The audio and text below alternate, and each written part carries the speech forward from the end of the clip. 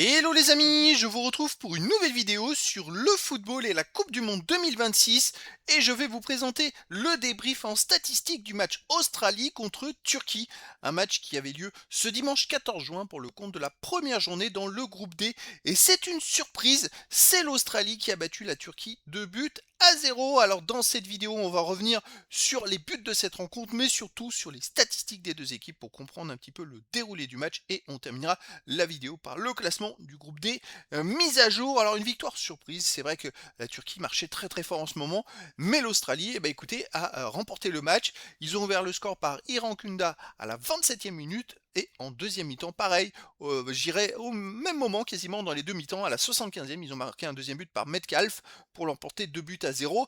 La Turquie a outrageusement dominé la rencontre. Ils ont eu beaucoup d'occasions, mais la Turquie n'a pas réussi à marquer. Et finalement, c'est une victoire un peu surprise.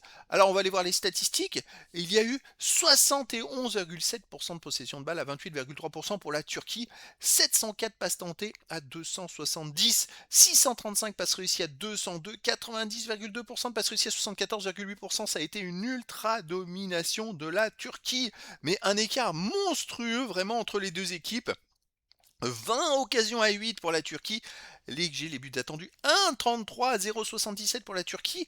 Ils n'ont pas eu de chance du tout.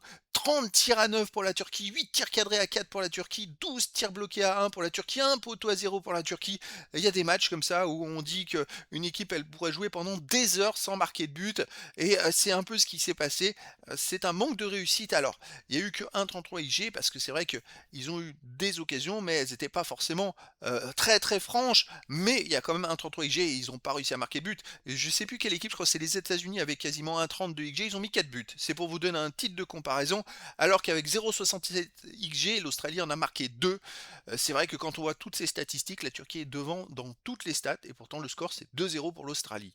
Les autres statistiques, 3 hors-jeu à 1 pour la Turquie, 8 corners à 5 pour la Turquie, 26 centres à 14 pour la Turquie, 6 interceptions à 4 pour l'Australie. En même temps, ils ont touché beaucoup moins la balle, donc c'est logique qu'il y ait plus d'interceptions pour eux.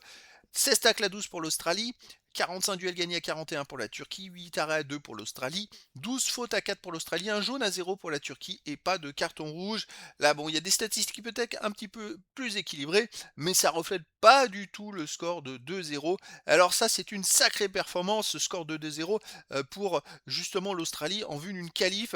C'est vrai que moi, je m'attendais pas à ça. Franchement, c'est assez incroyable cette performance. Alors au classement, dans ce groupe, on a les États-Unis et l'Australie qui sont en tête avec 3 points. Troisième et dernier, Turquie et Paraguay avec 0 points. Je rappelle que les deux premiers de chaque groupe seront qualifiés pour les 16e de finale, ainsi que les 8 meilleurs 3e sur 12. Voilà, une victoire, c'est presque assuré. Enfin, dans d'autres compétitions qu'on a pu voir comme la CAN, si une équipe qui était troisième avait au moins 3 points et une victoire en 3 matchs, c'est ça qui est intéressant parce que c'est presque assuré d'être dans les 2 tiers des qualifiés. Mais quoique, si maintenant tout le monde a le même raisonnement, qu'il y a tous les troisièmes qui ont 3 victoires, qui ont une victoire, on va voir ce que ça va donner. En tout cas, ça démarre très fort. Ça change pas pour la Turquie. Pour moi, ils étaient favoris dans ce groupe-là avec les États-Unis, mais là, ils n'ont plus le droit à l'erreur. Au prochain match, on va voir pourquoi. Prochain match, les amis, deuxième journée, États-Unis-Australie, mais surtout Turquie-Paraguay, donc les deux derniers qui s'affrontent entre eux. Et dernier match, Turquie-États-Unis et Paraguay-Australie. Alors, bon, pour moi, la Turquie, c'est l'équipe qui était au-dessus dans la poule. Mais je sais pas, est-ce que c'est le stress? Est-ce que le fait d'avoir encaissé un but en contre-attaque, en sur-contre, je dirais que c'est pour le premier but, ça les a, vraiment stressés. En tout cas, ils ont mis les ingrédients, mais ouais, il manquait un petit truc.